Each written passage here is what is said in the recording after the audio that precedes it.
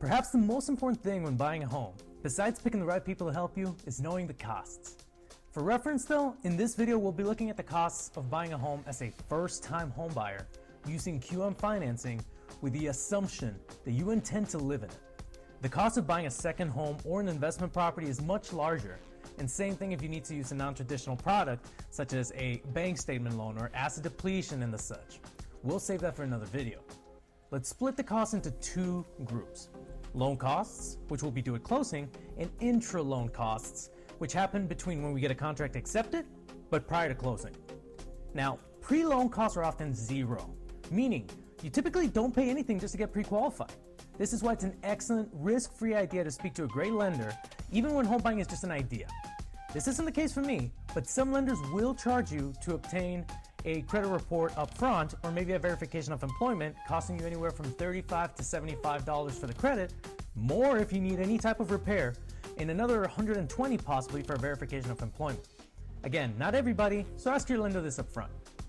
Let's move to intra-loan costs. The reason we're going in this order is because these expenses apply whether you actually close on the home or not. Meaning, even if you're looking at assistance programs or maybe the seller's giving you a closing credit, these don't kick in until the end. So make sure that you have the funds available and a card ready, okay? The first is earnest money. Think of this as a retainer. In Arizona, this is typically 1% of the purchase price that you will wire to title, who will hold it in an escrow account until the deal is complete. Rest assured, this is your money, and if all goes as planned, it'll go towards your closing costs or down payment. The reason for this retainer is the seller is taking his or her home off the market while the transaction goes through. If the financing falls through or you walk away in bad faith, the seller has to relist the home and start all over again, and this could be a huge financial hit to the seller in a lot of different ways. So if the deal falls through because of a bad inspection or any other contingency, you get your money back. But if it falls through due to a failure to close on the purchase, or again, walking away in bad faith after the inspection period, then the seller keeps this money. Big reason why who you work with matters. A proper pre-approval will protect you from this happening. The two other main intra-loan costs are a property inspection and an appraisal. Both are a type of inspection. One's for you, one's for the bank. The inspection verifies the condition of the property. The appraisal ensures that the house is worth what we're buying it for. Since the inspection is for you, technically you don't have to do it, but I would never advise that. For VA loans, if the appraisal report indicates any evidence of wood destroying insect damage like termites, the inspection will be required. The appraisal, on the other hand, is not optional. However, certain loans will qualify for an appraisal waiver, but you can't request this. Your loan officer can't request it either. It'll be based on key property criteria combined with an extremely strong buyer profile and minimal loan risk.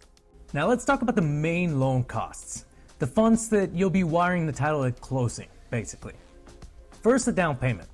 Unless you're military getting a VA loan or looking at an extremely rural area that allows for a USDA loan, then you're getting a conventional loan or FHA, and no, they won't lend you 100% of the purchase price.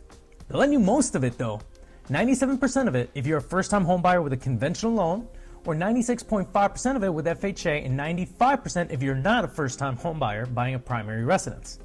Now note that there are circumstances where you can regain first-time home buyer benefits if you haven't owned a home in several years. Now there's 97%, 95%. This is known as your loan to value. $100,000 house, $97,000 loan, you have a 97% loan to value. What about that missing 3% then? That's the down payment, your skin in the game. Here's a graph showing you what the down payment requirements are for the different loan types. Take a moment to snapshot it, keep it for your records, but I'll make it easy for you. As a first-time home buyer, it's most likely going to be 3% down or 3.5 if we go FHA. 3 and 3.5. Easy. Then we have the closing costs. I want to preface this section by saying these can vary significantly. Here in Arizona, the most comfortable ballpark I can give you is between $8,000 to $12,000. I know it's a big window, but there's many factors outside of your loan officer's control that no one would be able to give you a fixed number. You will get your first glimpse of the expected costs on page 2 of your loan estimate. If you're not under contract, your lender can use computer-generated numbers just to give you an idea. Just know that these are subject to change once a property is actually selected. Now for my analytical people, in a separate video, we'll go over everything line by line. In this video, we'll keep things big picture. The closing costs are the cost of originating this loan, services that were used for the transaction, the title work that was done, government costs to transfer ownership to you, and the pertaining taxes, insurance, and HOA costs if that's applicable.